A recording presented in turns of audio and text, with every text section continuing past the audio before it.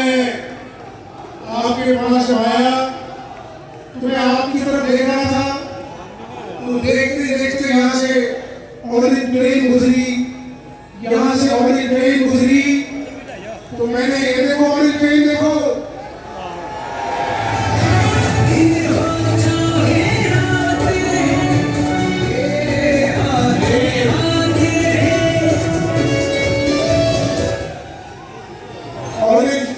Orange train देखकर मैंने दिल में कहा कि मैं शिवाली लाहौर आया हूँ या मैं किसी और अपना मुल्क में आया हूँ।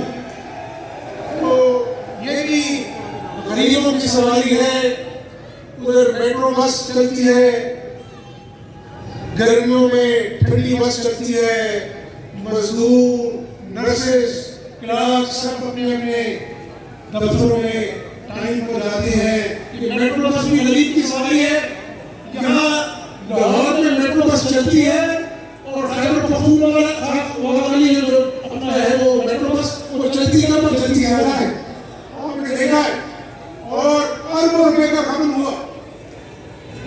मैं आज आपके पास